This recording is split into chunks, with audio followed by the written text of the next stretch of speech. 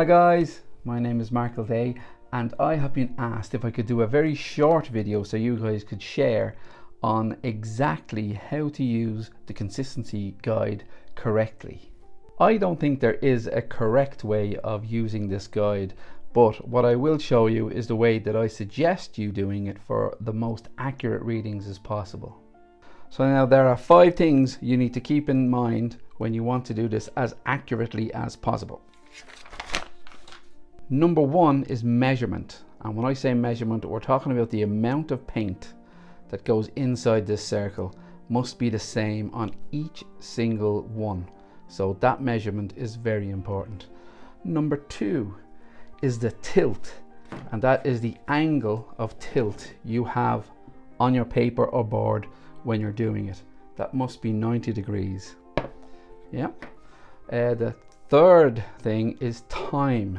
Now you can count it out just counting, or I suggest using a stopwatch, which you'll find on your phone, to actually accurately measure the time. The surface, if you're doing it on paper, it is probably going to give a different result than if you do it on a laminated sheet. The laminated sheet is what I prefer, simply because I can do a little test and then I can just wipe it off and clean it and start again. And then the last thing you need to do is to record it, so you can write down everything that you're doing. If you want to do it all on separate sheets, you can write down different numbers of batches or different ingredients you're using, different colors, and maybe throw all this in a folder if you wanted to do. Although I do have a different suggestion, and I'll show you that at the end of this video. So with all of those 5 aspects in your mind, let's do a little test on one of these colors. This is, I don't know what this is. This is an Amsterdam one, and it doesn't really matter because what I want to show you is all of the different important parts. Firstly, you got to make sure you get only the paint inside that circle, and all of your other ones you paint exactly the same. Now when it comes to the angle, I'm going to put it up at 90-degree angle, but I want this to be an accurate reading, so I'm going to put it up and press start on my stopwatch, because I'm going to go for 5 seconds. Here we go. 3, 4, 5. Bring it down. Now, what I can tell you now is that this paint, after 5 seconds, got down to 6. So this would have a consistency number of 6/5. Now, we do take into account that it's on a shiny surface.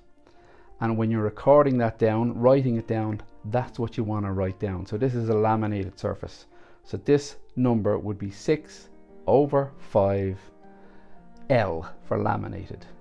If it was going to be on plain paper, it'd be 6/5 P if that's what the reading was. But it probably would be different because this is laminated. So that's an example of how to do it. Now, just to quickly clean it away, this is the real main reason why I like on laminated paper, because I can do it, I can clean it up really quickly.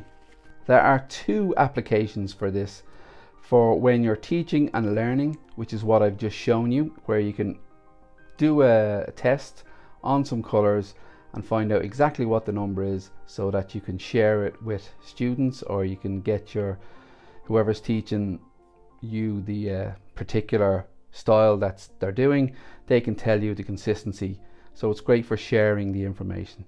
The other way that you can do it is simply by wanting to know if all of your colors are the same consistency or not, and that's simply a case of doing them and checking them out. So we'll do that one really quickly.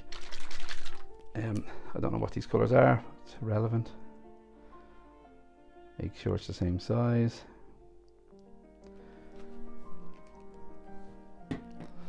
The other advantage of doing it on a laminated paper is that the moisture doesn't soak into the paper. So if you're taking your time and putting down these paints, maybe a little bit too much on that, so that's something you can either clean off and do it again, or you could just take account for that in your mind and go, okay, it's going to be a little bit further run here, excuse me, because there was a little bit too much of it. So we'll try that again. This of course is the advantage of having laminated paper.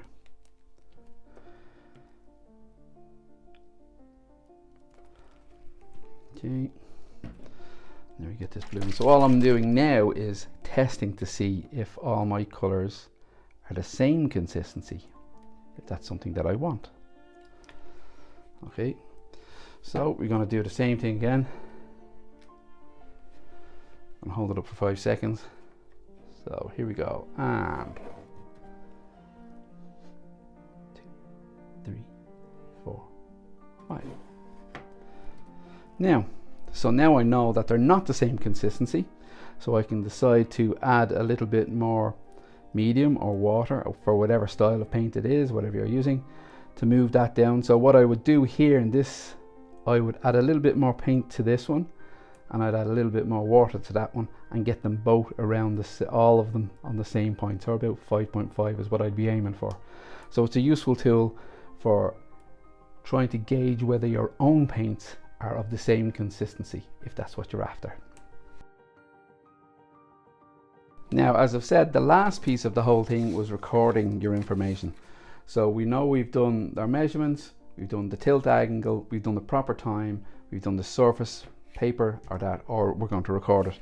Now, as I've said, you can just record all your information on the sheets themselves and stick them in a folder, maybe something like that. Or there's something else that I've come up with which is very, very useful, and that is one of these. I've come up with an acrylic pouring journal and recipe book.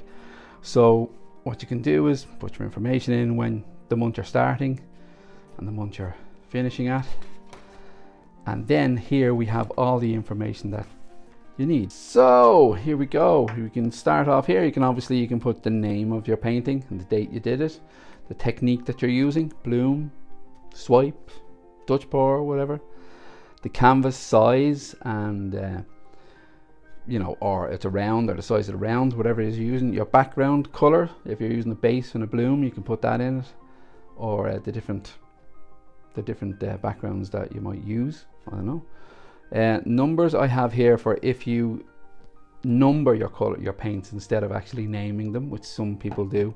So you can put the numbers down there. The brand for Amsterdam, I might put AMST if I can't fit Amsterdam all the way through it. Or color art, I might put C Art, Pebio, whatever. You just put down the brands there. Then your colors for each one, or if you have a mix, you can put the mix of the color in that if that's what you want to do. And this is the information that we want here. This is the C number. So in our last example, we had something like, I can't even remember what it was now, but let's say it was 6 over 5 seconds, 6 over 5, and then the S is for the surface. So is it laminated or is it plain or paper? So you put an L or a P in there, so it'd be 6, 5, L would be the one that I just did. And then you can put whatever all the way down there. Cell activator, you can write down what you did. You can also write down the C number for that if you want to work out what the consistency is for your cell activators, and you can do that there. Or your medium, you can do the exact same thing, work it out if you want to. The finish might be varnished, 4 coats, or it might be resin. The amount might be 6 ounces, whatever size, and then a little area there for all your notes, for all the different pieces of information. So this is a book that is available on the website. It is also available on Amazon. So I would suggest if you're on the website, Pour, Scrape, Repeat, and you're buying stuff, then buy, because I'm based in Ireland, then you can buy it on that and it'll be put in with the rest of your stuff, and then the postage won't seem so bad because it's quite high from Ireland. So if you just want the book, I would suggest going to Amazon, because you can check to see if it is in your area, and it's going to cost a whole lot less on postage, and you'll probably get it quicker too. So just type my name, Mark Guildea, into Amazon and they'll come up. I have 2 different versions. There's that version there, and then there's that version there for all you crazy rebels that might want to support Pour, Scrape, Repeat. That's there for you as well. But they're both the same information in the middle. They've just got a little area at the back there for putting notes in. This has got an area at the back where you can put notes in or put your recipes in. And there's enough in there for 52 paintings. So a whole year if you do one a week. If not, just get another one. Now at the start of this, I did say that there is no correct way of using this. And the reason that I said that is because people are going to use it any way they see fit. I'm using the phone to count down the 5 seconds because I actually want to use 5 seconds. Other people might just simply count. And as long as you're looking at those people and you're doing the same amount of time, even if they count really fast, if they've had 4 coffees that morning, or if they're counting really slow, as long as you're doing it the same as them, you will get the same result. As long as you're on the same type of paper, which is either laminated or plain, and as long as you do it for the same time, you will get the same result. So therefore, there isn't a correct way of doing it. It's a tool. Everyone's going to use the tool their own way, and that's fine. I just thought I'd quickly pop on here and show you the way I use it. So to download from your phone, just look for these 3 lines at the top right hand corner, click on shop, and then go down to downloads and click on that, and you're away. It's the exact same on the computer. Just look for the shop on the top left hand corner and click on there and you'll get the downloads.